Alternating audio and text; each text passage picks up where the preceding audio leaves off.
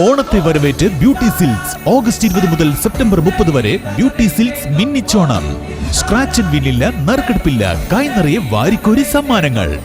3000 രൂപ മുതൽ 6000 രൂപ വരെയുള്ള പർച്ചേസുകൾക്ക് ഡിന്നർ സെറ്റ് 6 പീസ് മഗ്സ്.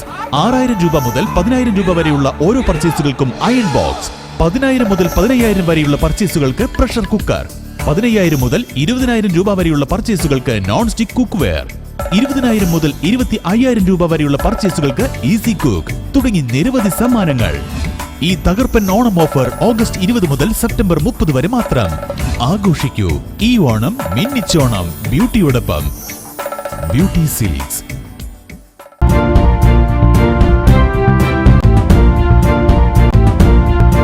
നമസ്കാരം, എനി ടൈം ന്യൂസിലേക്ക് സ്വാഗതം. ഞാൻ നിബി രാജേഷ്. പുതിയ രാഷ്ട്രീയ പാർട്ടി രൂപീകരിച്ച തമിഴ് സൂപ്പർ താരം വിജയ് പാർട്ടിയുടെ ആദ്യ സമ്മേളനത്തിനായുള്ള ഒരുക്കത്തിലാണ്. അടുത്ത നിയമസഭാ തിരഞ്ഞെടുപ്പിനായി പാർട്ടിയെ പൂർണ്ണ സജ്ജമാക്കുക എന്ന ലക്ഷ്യത്തോടെയാണ് വിജയ് കരുക്കൾ നീക്കുന്നത്. തിരഞ്ഞെടുപ്പിൽ വിജയ് തനിച്ചു മത്സരിക്കുമോ അതോ അല്ലെങ്കിൽ ഏതെങ്കിലും പാർട്ടികളുമായി സഖ്യം രൂപീകരിക്കുമോ എന്ന കാര്യത്തിലും ഇതുവരെ വ്യക്തമായ സൂചനകളൊന്നും താരം നൽകിയിട്ടില്ല. വിജയ് ഏത് സഖ്യത്തിന്റെ ഭാഗമാകും എന്ന ചർച്ചകൾ ശക്തമാകുന്നതിനിടയിലാണ് പാർട്ടിയുടെ ഉദ്ഘാടനവുമായി ബന്ധപ്പെട്ട് ഒരു പുതിയ നീക്കവും വിജയ് നടത്തിയിരിക്കുന്നത്. പാർട്ടിയുടെ ആദ്യ സമ്മേളനത്തിൽ കോൺഗ്രസ് നേതാവ് രാഹുൽ ഗാന്ധിയെ പങ്കെടുപ്പിക്കാനാണ് വിജയ് ശ്രമിക്കുന്നതെന്നാണ് റിപ്പോർട്ടുകൾ വ്യക്തമാക്കുന്നത്. രാഹുൽ ഗാന്ധിയെ സമ്മേളനത്തിൽ പങ്കെടുപ്പിക്കുന്നതിനായി കോൺഗ്രസ് കേന്ദ്ര നേതൃത്വവുമായി വിജയ് ബന്ധപ്പെട്ടിട്ടുണ്ട്.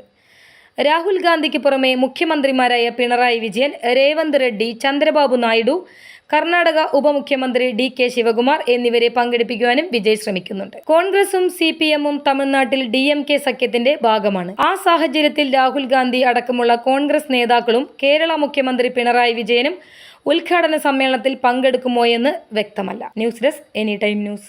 കൂടുതൽ വാർത്തകൾക്ക് ഞങ്ങളുടെ ചാനൽ സബ്സ്ക്രൈബ് ചെയ്യുക. ഫേസ്ബുക്ക് ഫോളോ അപ്പ് ചെയ്യുക. വാർത്തകൾ വേഗത്തിലറിയാൻ എനി ടൈം ന്യൂസ്.